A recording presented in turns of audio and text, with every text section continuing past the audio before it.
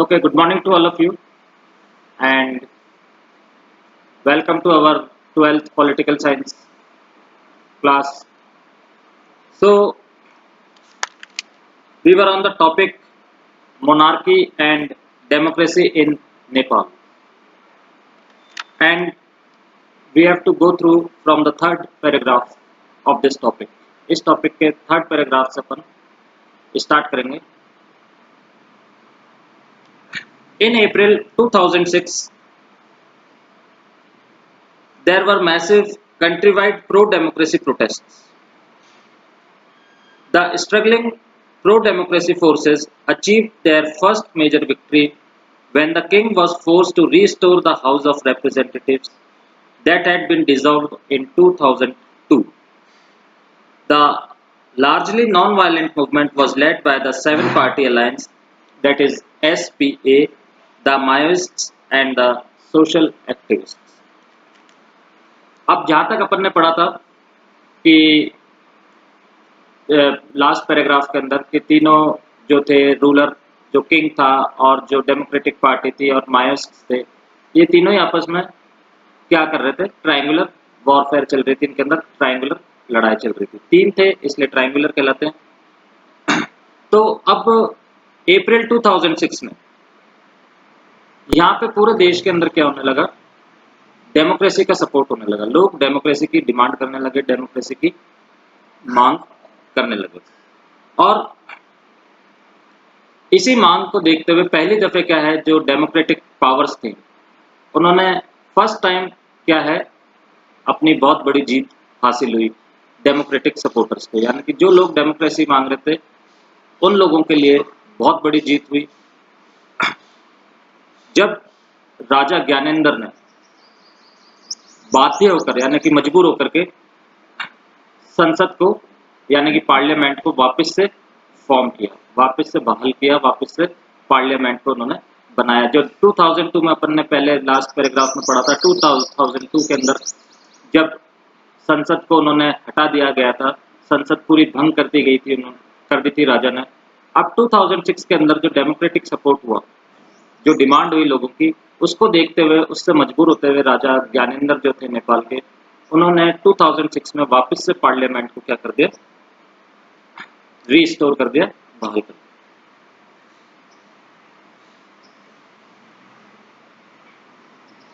और सबसे बड़ी बात यह है कि ये जो मूवमेंट हुआ था, ये मूवमेंट जो था, अगर अपन इसको ब्रॉड वे में देखते हैं या मोटे तौर के ऊपर अपन इसका पढ़ते हैं या देखते हैं इसको, तो ये क्या था? एक बहुत बड़ा नॉन वायलेंट मूवमेंट था जिसके अंदर वायलेंस नहीं हुआ था. बहुत अगर हुआ भी था तो वो नहीं के बराबर था, जिसके अंदर वायलेंस था ही नहीं. और इसको के जो लीडर्स थे, इस मूवमेंट के जो लीडर्स थे, ये सेवन पार्टी अलायंस थी. यानी कि 7 दलों ने मिलकर के ये मूवमेंट चलाया था, 7 पार्टीज ने मिलकर के ये मूवमेंट चलाया था. और उन 7 पार्टीज के अंदर मायोइस्ट भी थे और सोशल एक्टिविस्ट भी उसमें. क्लियर? कोई क्वेश्चन? बेटा आप आपका माइक म्यूट कर लीजिए. Pro democracy forces means, okay, मैं बताता हूं आपको प्रो डेमोक्रेसी फोर्सेस क्या होती है. प्रो डेमोक्रेसी फोर्सेस होती है का मतलब होता है इन फेवर ऑफ, या डेमोक्रेसी के सपोर्टर्स. इन फेवर ऑफ जिसको बोलते हैं, in favour of democracy, supporters of democracy. Clear?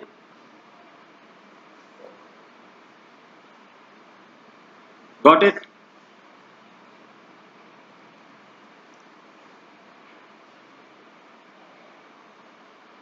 आगे चले.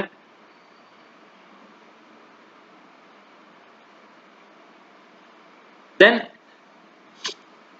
Nepal transition to democracy is not complete at the moment.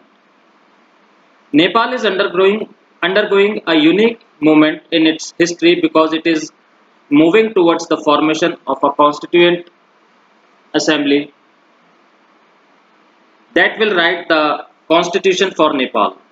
Some sections in Nepal still think that a nominal monarchy is necessary for Nepal to retain its link with the past.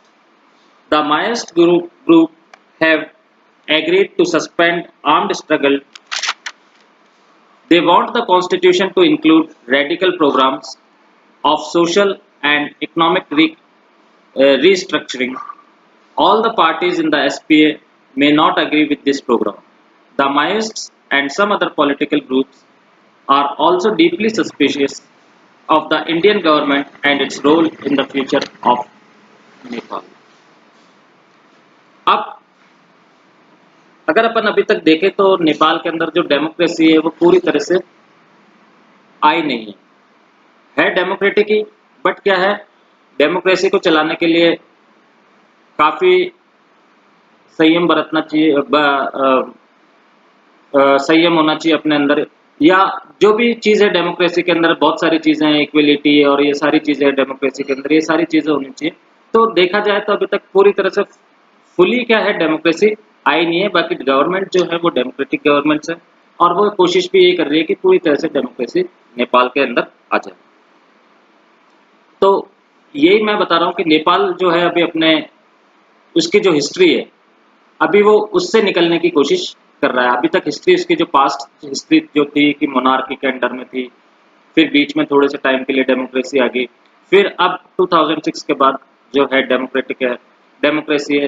तो ये अभी अपने past में से निकलने की कोशिश कर रहा है, बाहर आने की कोशिश कर रहा है कि पूरी तरह से क्या है डेमोक्रेसी ऑल ओवर नेपाल के अंदर हो जाए. और वहां पर कॉन्स्टिट्यूएंट असेंबली को बनाने के लिए भी स्टेप्स लिए गए हैं कि कॉन्स्टिट्यूएंट असेंबली जो है वो बनाई जाए, जो कि नेपाल का एक बहुत, जो भी कॉन्स्टिट्यूशन उनको लिखना है, ड्राफ्ट करना है, वैसे तो काफ़ी लिख चुके हैं वो लोग, और भी अगर कोई कमी पेशी है कॉन्स्टिट्यूशन के अंदर तो वो उसको बनाने के लिए भी कॉन्स्टिट्यूएंट असेंबली फॉर्म की गई है या उसके लिए कदम उठाया जा रहा है. नेपाल में कुछ लोगों का अब भी ये मानना है, क्या मानना है उनका, कि राजा का जो पद है वो कायम रखना जरूरी है. राजा का पद क्या है, कायम रखना जरूरी है. अब अभी तो राजा को बिल्कुल हटा ही दिया है, बट वहां पे लोगों का कुछ मानना है कि राजा का पद रखना जरूरी है. क्यों? क्योंकि इससे क्या है, हम अपने पास्ट से क्या है जुड़े रहते हैं, हमारे को अपना पास्ट पता रहता है, हम अपने हिस्ट्री से जुड़े रहते हैं. इसलिए कुछ लोगों का ये मानना है कि राजा का पद रखना भी जरूरी है. और माओवादी जो ग्रुप है, यानी कि माओइस्ट जो ग्रुप है, उसने भी अपना जो आर्म्ड स्ट्रगल फोर्सेस था, यानी कि उनका जो आर्म्ड स्ट्रगल था, यार अपन ने पढ़ा था लास्ट पैराग्राफ्स के अंदर पढ़ा था कि माओइस्ट जो है वो ज़्यादातर क्या होते हैं, हिंसक प्रणाली के होते हैं, हिंसक होते हैं वो लोग, और ज़्यादातर जो लड़ाई करते हैं वो हथियारों के थ्रू ही करते हैं. तो उन्होंने भी क्या है, माओइस्ट ने भी नेपाल के अंदर उनका जो हथियारों के साथ जो वो संघर्ष करते थे उन्होंने वो बंद कर दिया. ठीक है, और इस पर चलने की राह ही, मतलब जिसका मतलब कि हम इस रास्ते पे चलते हैं, वो रास्ते ही उन्होंने छोड़ दिया. अब माओइस्ट जो है वो क्या चाहते हैं कि कॉन्स्टिट्यूशन में सोशल और इकोनॉमिक वापस से रिकंस्ट्रक्ट की जाए, वापस से बनाई जाए, यानी कि समाज और जो अर्थव्यवस्था है कंट्री की, इकोनॉमी जो है उसको क्या है वापस से रिकंस्ट्रक्ट किया जाए, और इसके लिए एक प्रोग्राम तैयार किया जाए कॉन्स्टिट्यूशन के अंदर कि कैसे जो सोशल है, समाज है, और जो इकोनॉमी है उसको कैसे रिकंस्ट्रक्ट वापस से किया जाए. बट 7 पार्टीज, यानी कि ये जो 7 दल है, 7 पार्टीज एसपी अपन ने पढ़ा है, एसपी का जो ग्रुप है इसमें शामिल हर एक पार्टी को ये बात स्वीकार हो, माओइस्ट की कि ये बात स्वीकार हो, ऐसा नहीं है. यानी कि ऐसा नहीं है कि हर पार्टी क्या है माओइस्ट की बात को स्वीकार कर ले, क्योंकि ये 7 पार्टीज का ग्रुप है.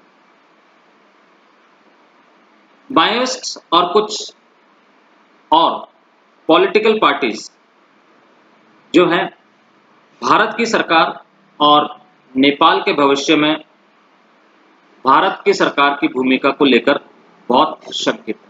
यानी कि भारत सरकार की भूमिका को लेकर के माओइस्ट और अदर पॉलिटिकल ग्रुप्स बहुत शंकित हैं। वो उनका ये मानना है कि भारत सरकार क्या है, नेपाल के मामले के अंदर इंटरफेयर कर सकती है या प्रेशराइज कर सकती है। इस तरह से वो क्या है, काफ़ी शंकित है या काफ़ी डाउटफुल है। शंकित का मतलब होता है डाउटफुल, इस बात को लेकर के। Any question? Clear?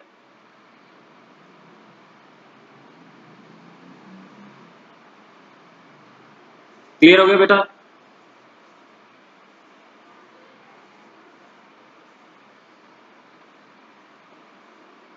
Okay Mitali.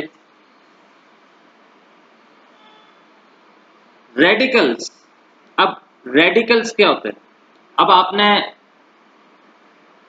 Class 10th के अंदर जब आपने नेशनलिज्म इन यूरोप पढ़ा था, तो रेडिकल्स, कंजर्वेटिव्स, ये दो वर्ड आए थे। रेडिकल्स क्या होते हैं? रेडिकल्स जो होते हैं कि भाई जो राजा का पद है, यानी कि उसको समाप्त नहीं किया जाए, मतलब वो उसको रहने दीजिए। मतलब उसको अगर आप, वो कुछ काम नहीं कर रहा है, आप उसको कोई गवर्नमेंट के अंदर कुछ जॉब नहीं दे रहे हैं या उसके पास कुछ पावर नहीं है, कोई बात नहीं, बट ये लोग जो रेडिकल विचारधारा के लोग होते हैं, ये मानते हैं कि हमारा लिंक उनसे बंधा रहना, ठीक है। रेडिकल्स ये अलग अलग विचारधारा होती है, कंजर्वेटिव होती है, रेडिकल्स होते हैं, ये अलग अलग थिंकर्स होते हैं, अलग अलग थॉट्स होते हैं। ये लोगों के जो अलग अलग थॉट्स होते हैं ना बेटा, उनको ये कहा जाता है। अब जैसे आपके थॉट्स कुछ और है, हो सकता है आपके थॉट्स रेडिकल्स हो, मेरे थॉट कंजर्वेटिव्स हो, ठीक है। तो ये चीजें होती है। कहाँ पे आया वैसे ये word? Nepal is going in the information include the constitution to include the radical programs of social and economic, social and radical. हाँ, तो ये बेसिक, अब जो ये बेसिक है ना, सोशल एंड रेडिकल्स, बेसिक के रेडिकल प्रोग्राम्स, बेसिक, जिसको अपन हिंदी के अंदर क्या कह सकते हैं, जिसको अपन हिंदी के अंदर कह सकते हैं मूल। मूल का मतलब होता है प्रिंस, मूल का मतलब होता है मूलगामी, जिसको अपन हिंदी में बोलते हैं। इसका रेडिकल का जो एक्चुअल वर्ड है हिंदी के अंदर, वो है मूलगामी।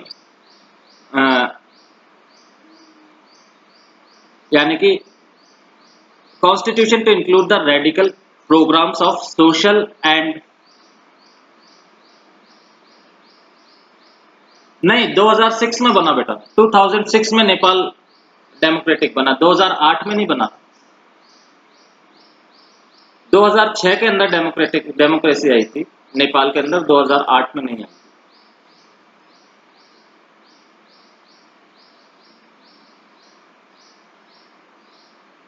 अनुष्का 2008 में नहीं आई थी, not in 2008, it is in 2006।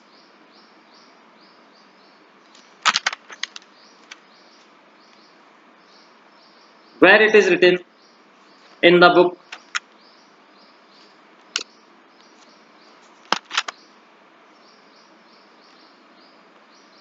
You see the first, इसके ऊपर वाला पैराग्राफ देखिए आप। मैं आपको दोनों समझा देता हूं, आपको क्लियर कर देता हूं। इसके ऊपर वाला पैराग्राफ देखिए। In April 2006 there were massive country wide pro democracy protest. The struggling pro-democracy forces achieved their first major victory when the king was forced to restore the House of Representatives। यानी कि house of representatives को restore कर दिया 2006 में। यानी कि जैसे parliament बनी, तो एक मिनट मैं बता रहा हूं आपको, 2006 के अंदर जैसे ही पार्लियामेंट को उन्होंने बनाया, तो क्या हुआ, वहां पे डेमोक्रेसी आ गई। इलेक्टेड मेंबर्स जब पार्लियामेंट के अंदर आ गए, तो वहां पे डेमोक्रेसी शुरू हो गई। नाउ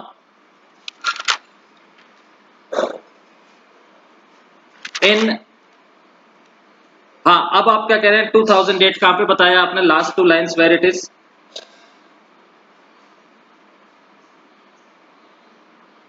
हाँ बेटा मैं सारा सब क्लियर करता हूँ। अब आपका कुछ अगर चेंज है तो मेरे को बताइए आपकी बुक के अंदर। जो मैंने पढ़ा था सेकंड पैराग्राफ जो पढ़ा है आज का, उसके अंदर कहाँ पे लिखा है 2008? Is that written anywhere? कहाँ पे लिखा है अनुष्का?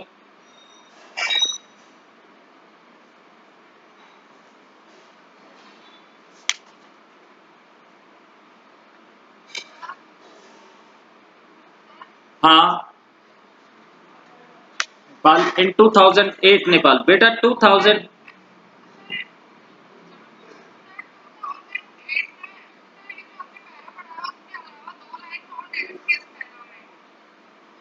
इस पैराग्राफ में दो लाइंस और दे रखी है।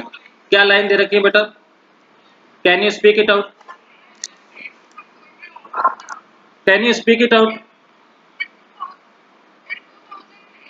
हाँ वे वेट इन 2008। वापस से स्टार्ट करिए। I am writing, I am मैं बेटा मैं लिख रहा हूँ तो थोड़ा धीमे बोलिए।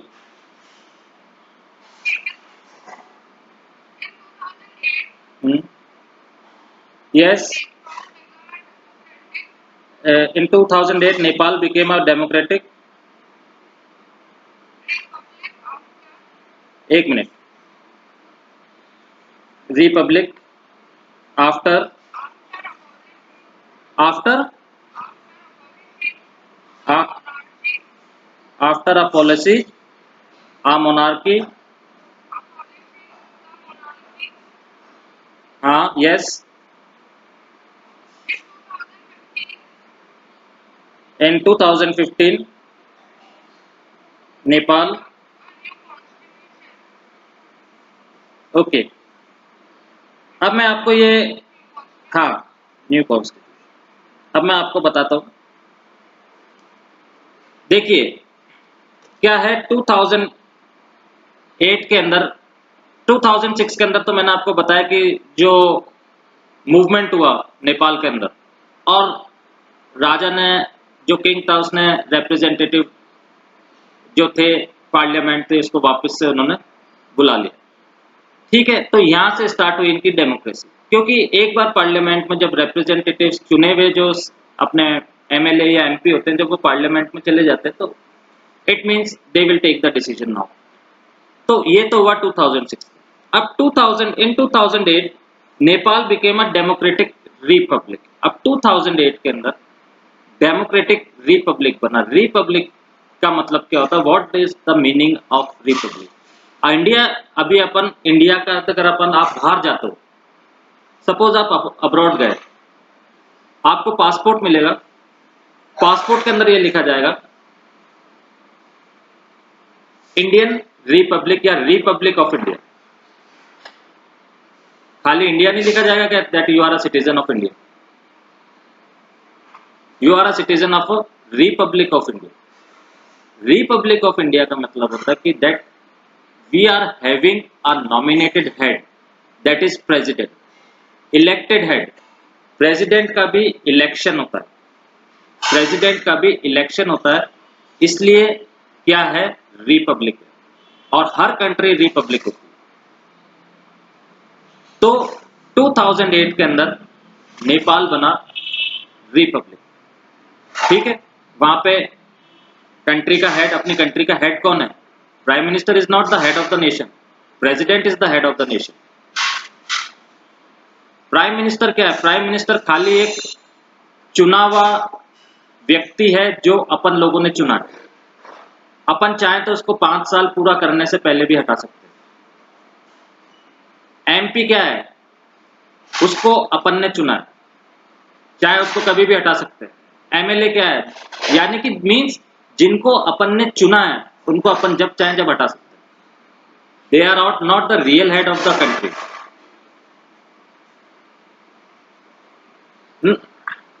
हाँ, गणतंत्र, रिपब्लिक। और जो प्रेसिडेंट है वो अपने 6 इयर्स पूरे करेगा ही, उसको आप 6 साल से पहले नहीं हटा सकते, अनलेस कि कोई उसने ऐसा काम कर दिया है कि भाई अपनी कंट्री के साथ ही उसने कोई ऐसा काम कर दिया है जिससे कि वो प्रेसिडेंट बनने के लायक नहीं है, या प्रेसिडेंट की चेयर के ऊपर उसने ऐसा काम कर दिया है जो कंट्री के अगेंस्ट हो, that is an exceptional case. But आप प्रेसिडेंट को जब तक नहीं हटा सकते जब तक कि वो अपना टर्म पूरा नहीं करे, 6 साल पूरा नहीं कर ले, जब तक उसको नहीं हटा सकते। बाकी आप प्राइम मिनिस्टर को तो अगर आपको पसंद नहीं आ रहा तो आप उसके जो 5 साल है 5 साल से पहले भी हटा सकते, सरकार गिरा दीजिए, हट जाए। तो जो ये था, ये वो क्या बना, रिपब्लिक मींस उनका एक कॉन्स्टिट्यूशनल हेड हो गया। कॉन्स्टिट्यूशन कंटिन्यू था, लिखा जा रहा था। अब इस बीच के अंदर किसी को हेड तो बनना ही था, कौन संभालेगा कंट्री? अभी अपने यहाँ फॉर एग्जाम्पल जैसे किसी स्टेट के अंदर कोई गवर्नमेंट नहीं रहती है तो प्रेसिडेंट रूल लग जाता। अब प्रेसिडेंट रूल का मतलब क्या हुआ? He is the head of the country, prime minister का रूल थोड़ी लगता है, प्रेसिडेंट रूल लगता है। मान लीजिए अभी अपने राजस्थान गवर्नमेंट में ऐसे अपन डेली अखबार में पढ़ रहे हैं, हाँ, because the first citizen of India is president, president is the head of the nation, not the prime minister is the head of the nation. मैं ये समझाने की कोशिश कर रहा हूं कि नेपाल के अंदर भी 2006 के अंदर डेमोक्रेसी आ गई थी। क्यों? क्योंकि क्या था कि जो किंग था उसने जो रिप्रेजेंटेटिव पार्लियामेंट के मेंबर्स थे उनको वापस से बुला लिया, ठीक है, 2006 के अंदर। और 2006 से लेकर के 2008 तक ये डिस्कस होता रहा कि कैसे रिपब्लिक किया जाए, who will become the head of the nation, ये सारी चीजें। हाँ, प्रेसिडेंट की जो पोस्ट है वो सबसे हाईएस्ट पोस्ट है इंडिया में। तो नेपाल के अंदर 2006 से 2008 तक यही चलता रहा। 2008 के अंदर वो रिपब्लिक हो गया, कॉन्स्टिट्यूशन उनका चालू रहा बनना, कंटिन्यूस रहा। 2005 के अंदर लोगों ने 2015 के अंदर लोगों ने उस कॉन्स्टिट्यूशन को एडॉप्ट कर लिया, उस कॉन्स्टिट्यूशन को मान लिया कि अब हम इस कॉन्स्टिट्यूशन के साथ चलेंगे। जैसे अपना कॉन्स्टिट्यूशन लिखा था, देखिए अब अपने कॉन्स्टिट्यूशन के अंदर क्या था, अपनी कंट्री इंडिपेंडेंट कब हुई थी? 1947 में होगी थी, ठीक है। आपको मालूम है कॉन्स्टिट्यूशन इंप्लीमेंट कब हुआ लोगों के ऊपर?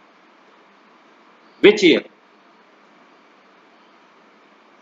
ब्रिटिशर्स तो चले गए यहां से 1947 में, लो आपका देश पकड़ो, आप जानो। हाँ, 1950 के अंदर हुआ, 1950 के अंदर 26 जनवरी को इंप्लीमेंट हुआ। तो 1947 से 1950 तक क्या अपने पास कोई कॉन्स्टिट्यूशन नहीं था? क्या अपन इस जो 2.5 साल से ज्यादा का पीरियड था उसके अंदर अपन क्या कर रहे थे? क्या मजे मार रहे थे? क्या था उस पीरियड के अंदर?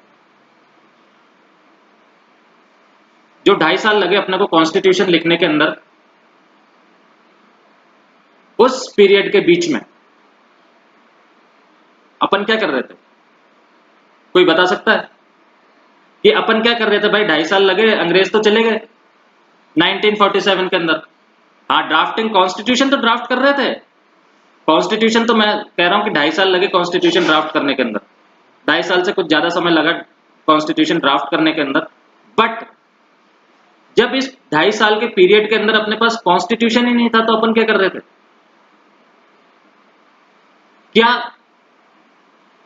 जो अपनी इच्छा में हो रही थी वो काम कर रहे थे? जो मजे करने हैं वो कर रहे थे? क्या कर रहे थे उस समय लोग? क्यों? क्योंकि संविधान ही नहीं है, कॉन्स्टिट्यूशन ही नहीं। लोग तो जब ही चलेंगे ना जब कॉन्स्टिट्यूशन आ जाएगा उसके ऊपर। नहीं, ब्रिटिश रूल्स कैसे फॉलो कर लोगे आप? और कौन फॉलो कराएगा आपको? वो तो चलेगा, कोई हेड ही नहीं था कंट्री का। Is there any head of the country और in this period of 2 years and 7 months something like that?